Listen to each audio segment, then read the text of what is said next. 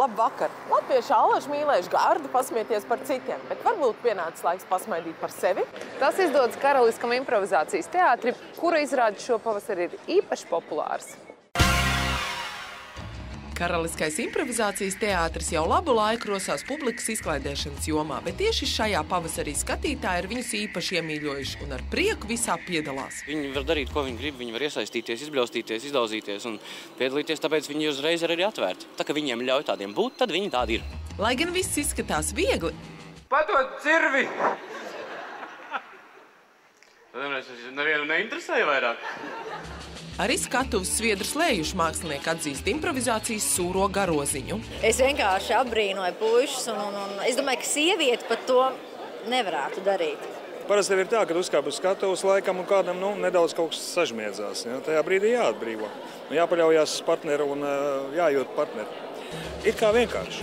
To, ka tas tomēr nav tik viegli, apstrīd Inters Busuls, kurš pašam pilnīgi negaidot tik iesaistīts vairākās improvizācijas etīdēs. Šodien esam uzaicinājuši pie mums studijā, un es arī atnācu. Tas ir ļoti grūti, atbildīgi un nebūtu nevienkārši, lai kā citiem izliekās no malas skatoties. Tur uz skatuves grūti. Šauj! Puf!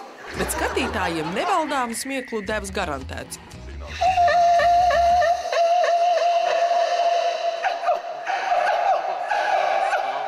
Pults neiet vienkārši. Improvizācijas teātrī nekad neko nevar paredzēt, tāpat kā dzīvē.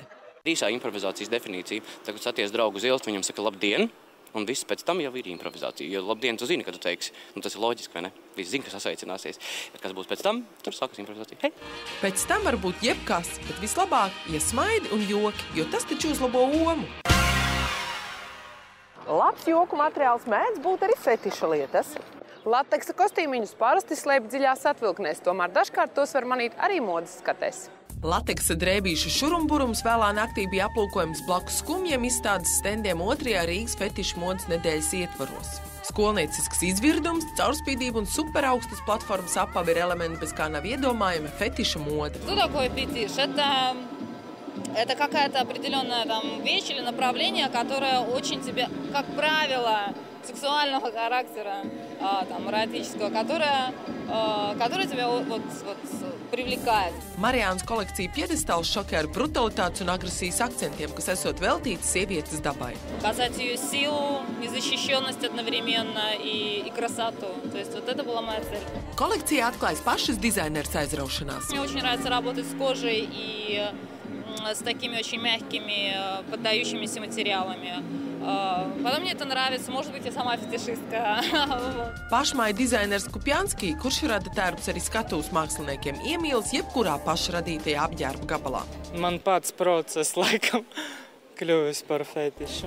Kupjanski kolekcija balansē uz nepiedienīgas romantikas un uzkrītošas nāves robežas. Te ikvienā tērpā atrodama trikotāža ar lateksa pārklājumu, gulbju spalvas, dūnu jakās, kā arī āda. Izrādās, fetiša tērpa noiet šobrīd esot pilnās burās. Patērētāji tad ir tie cilvēki, uz kuriem nekad nevar padomāt šitā. Goda vārds atnāk un iznomā vai nopērk, jā. Visbiežāk nopērk, es nezinu, kur viņi izmanto.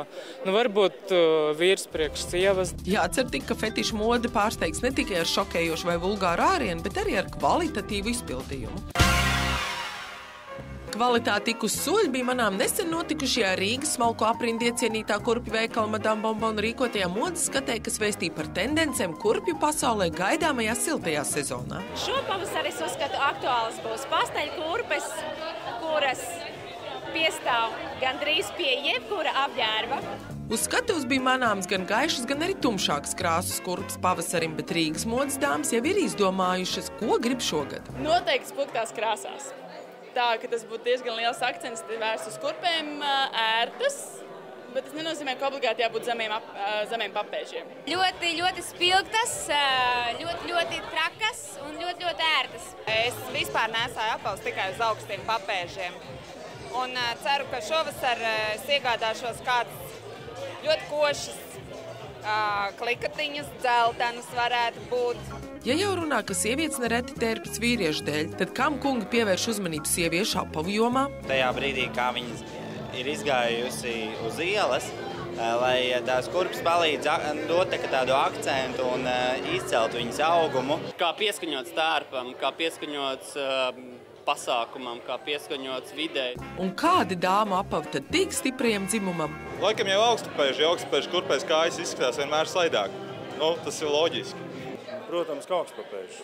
Kādi jautājumi? Tad, nu, dāmas, ziniet, praktiskāks būs kurpītes pasteļtoņos. Sirdi var iepriecināt ar spilgtiem apaviem, bet vīriešiem tik augstu papēži.